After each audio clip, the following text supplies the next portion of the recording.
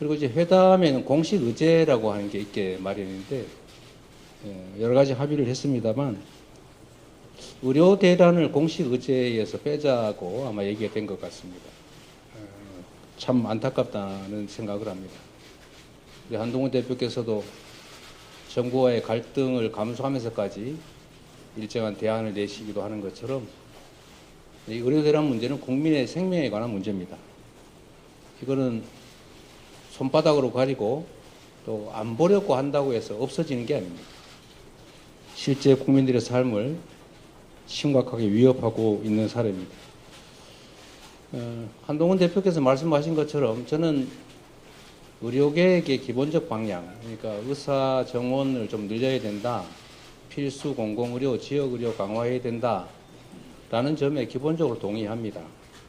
그러나 이 정책을 추진하는 과정에서도 이해관계가 부딪히는 집단들끼리 충분한 대화, 그리고 그 대화를 통한 양해, 타협이 반드시 필요합니다. 일방적으로 힘으로 밀어붙여서 상대방의 굴복을 강요하게 되면 성공하더라도 후유증 피해가 너무 큽니다.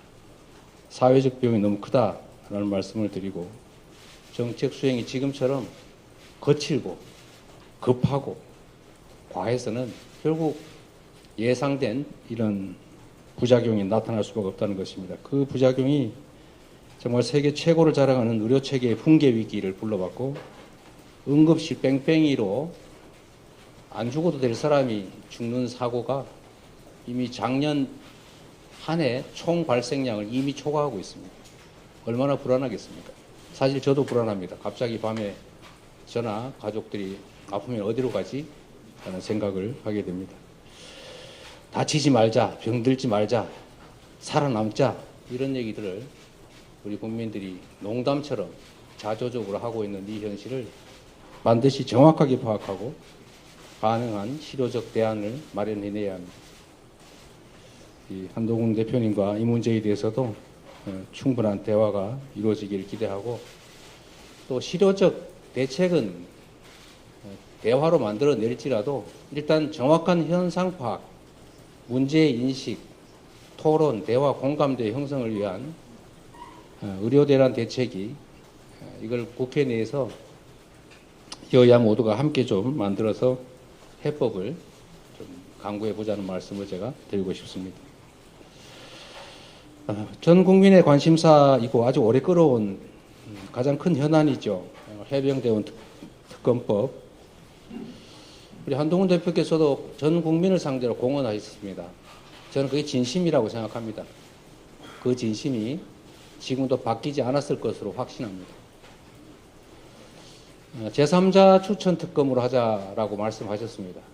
저희가 적극적으로 검토하겠다고 말씀드렸습니다. 또 조건을 하나 더 붙이셨는데, 증거 조작 이것도 특검하자. 하시죠. 괜찮습니다. 저희가 수용하겠습니다. 이제 결단하셔야 됩니다. 입장이 난처한 거 이해합니다. 그러나 공당이란, 또 국민을 대표하는 정치인이란 자신이나 개인 또는 주변의 특별한 문제 때문에 국민적 대의를 벗어날 수는 없는 것 너무 잘 아실 겁니다. 말씀하신 것이기도 하고 또 해야 될 일이기도 하고, 그러니 이제 결단해 주시길 부탁드리고, 또 뭐 소소한 조건들을 추가한다면 그 역시도 저희가 적극적으로 검토하겠다는 말씀을 드립니다. 전 국민에게 소비 쿠폰을 지급하는 전국민 민생회복지원금도 저는 적정한 선에서 우리가 대화로 타협했으면 좋겠습니다. 현금 지원이라고 말씀하시는데 좀 잘못 알고 계신 것 같고, 이건 현금을 지원하는 게 아니라 특정 기간 내에 몇 개월 안에 쓰지 않으면 소멸하는 소멸성 지역 화폐, 즉 소비 쿠폰입니다. 해당 지역에서 소상공인, 자영업자, 골목상권에서만 쓸 수 있는 소비 진작책이다. 소득 지원 효과와 소비 진작, 그리고 자영업자 살리기, 골목상권 살리기, 지방 살리기, 그리고 경제 활성화를 통해서 세수 증대에도 도움이 되는 가장 효율적 정책이라는 말씀을 드리고 아마 이해하실 것으로 생각됩니다. 자꾸 균등 지원 말씀을 하셔서 저는 이게 복지 정책이 아니고 경제 정책, 재정 정책이기 때문에 세금을 더 많이 내는 사람을 역차별할 필요가 없다. 오히려 더 지원하지는 못할 망정 가치는 지원해 줘야 되는 거 아니냐, 반사적 이익을 같이 누리게 해야 되는 거 아니냐라고 생각하는데, 굳이 차등 지원, 선별 지원 하겠다면 그것도 저희가 받아들일 용의가 있으니까 적정한 선에서 협의해서 좀 지원하도록 했으면 좋겠다는 말씀드립니다.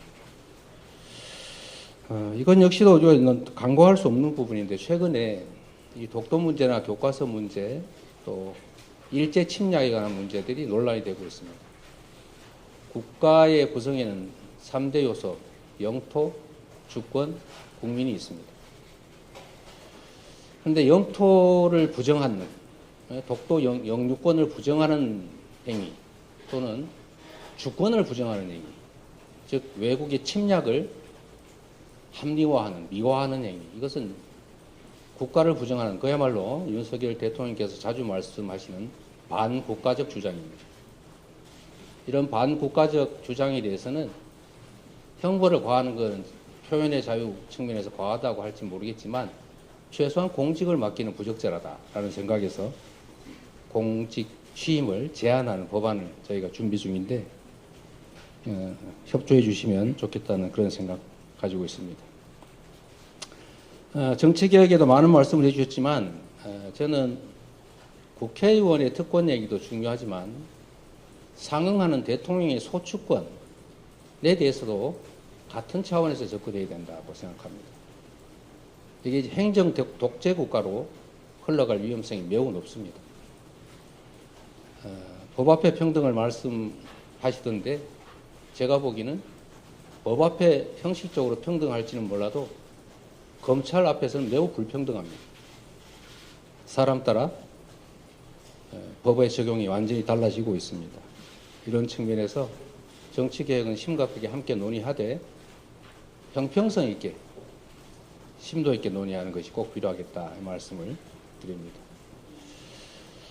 특히 최근에 계엄 얘기가 자꾸 얘기되고 있고 종전에 만들어졌던 계엄안에 보면 계엄 해제를 국회가 요구하는 것을 막기 위해서 국회의원들을 계엄 선포와 동시에 체포 구금하겠다라는 그런 계획을 꾸몄다는 얘기도 있습니다. 이거 완벽한 독재국가 아닙니까?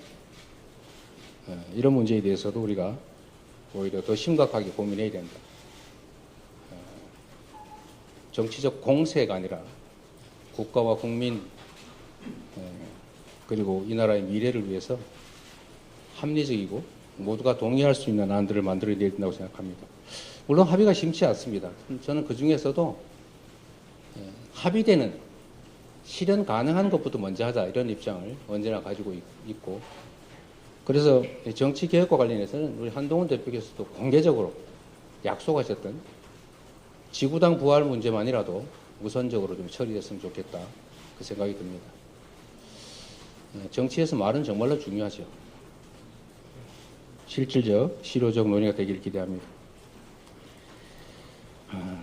저는 정부도 정부지만 여당의 역할도 매우 중요하다고 보는데 지금 쌀값, 한우값 문제가 심각합니다. 이건 결국 식량 안보 문제와 직결될 수 있는데 20만 원 쌀값 약속을 안 지켜서 현재 17만 원대까지 떨어졌는데 이러다가 대한민국의 식량 주권에 위협이 오지 않을까 걱정됩니다. 실질적 대책을 좀 마련하길 기대하고, 또 한편으로 아리백이나 탄소 국경세를 대비하고 또 미래 산업 전환에 대비하기 위한 재생에너지 기반 확충에 대해서 아까 또 말씀을 해주셨기 때문에 저는 가능한 실질적 합의를 끌어낼 수 있겠다는 기대를 합니다. 인공지능 시대를 대비하는 반도체 또 미래 과학기술 투자 역시도 함께 얘기해서 실질적인 대안을 만들어낼 수 있을 것으로 기대하고 함께 논의해 보겠습니다. 아까 금투세 말씀을 해 주셨는데 역시 이것도 저희가 함께 얘기할 수 있을 겁니다. 그런데 금투세 자체가 목적이 아닙니다. 대한민국 주식시장이 비정상이기 때문에 세계 대부분의 국가들이 가지고 있는 금투세를 지금 적용하면 안 그래도 비정상인 대한민국 주식시장이 문제가 생길 수 있으니 이걸 좀 교정하자, 보완하자 이런 차원에서 한 얘기 아닌가 싶습니다. 막연한 세금 깎아주기는 아니라고 생각합니다. 그런데 이 비정상을 교정하는 데는 그 비정상 자체를 교정해야지 비정상에 비정상적인 대안을 만들어서 비정상 곱하기 비정상을 해서 정상 비슷한 상황으로 가자. 이건 옳지 않습니다. 그래서 주식시장 살리기 또는 주식시장 부스트업을 위한 정책들이 있어야 됩니다. 시장을 정상화하기 노력해야지 시장이 비정상이니까 비정상적인 대책을 내자는 것 적절하지 않다고 보고 시장이 정상화될 수 있도록 시장의 저평가 이걸 해결할 수 있도록 주주 보호를 위한 상법 개정, 주주 충실 의무 확대라든지 또는 소수 주주자 보호를 위한 제도 도입이라든지 이런 것들이 필요할 것 같고 또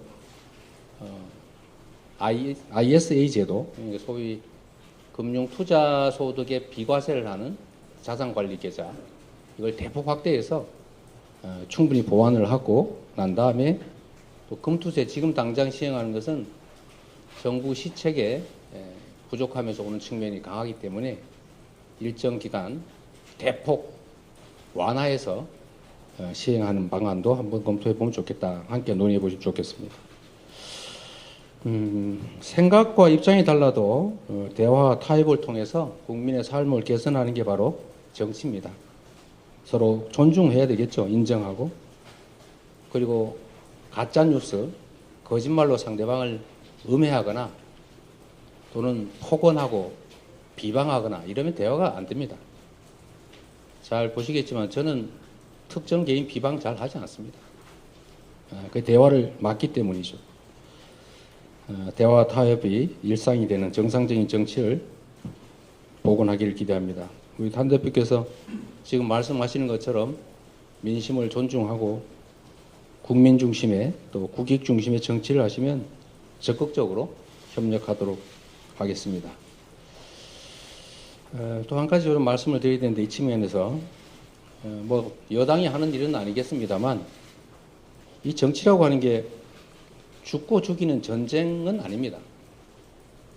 상대도 일정 정도를 얻고 나는 그보다 좀 더 얻겠다. 또 다른 것을 얻겠다. 이렇게 하는 게 정치죠. 제거하는 게 가능하겠습니까? 그런데 최근에 이 전 정권에 대한 정치 보복이라고 볼 수 있는 그런 과도한 조치가 좀 많아지는 것 같습니다. 이런 것들이 결코 실정이나 또는 정치의 실패를 덮지는 못한다라는 말씀 드립니다. 지난 본회의에서 여야 합의를 통해 전세사기 특별법 같은 민생법안 처리가 됐습니다. 숨통이 좀 트였습니다. 한동훈 대표께서 말씀하시는 것처럼 양보하고 타협하는 정치를 복원해야 되고 가급적이면 차이를 드러내기보다는 공통점, 같은 점들을 좀 찾아내기 위한 노력을 하고 그 같은 점들을 실천하는 그런 출발점이 되기를 기대합니다. 그런 면에서 보면 우리가 대선이든 지방선거든 총선이든 무수히 많은 공약들을 합니다. 이 중에 여야 간의 공통 공약이 있습니다. 이 공통 공약들을 합의해서 처리를 하는 게 어떻겠냐 제가 계속 제안했는데 지금까지는 진척이 없습니다. 다행히 우리 한 대표께서 좀 전에 합의되는 공감되는 일들은 좀 처리하자 이런 말씀을 해주셨는데 이번에는 아예 우리가 공통 공약 처리를 위한 협의기구나 이런 것들을 만들어서 공식적으로 공개적으로 공통 공약을 처리해 가기를 기대합니다.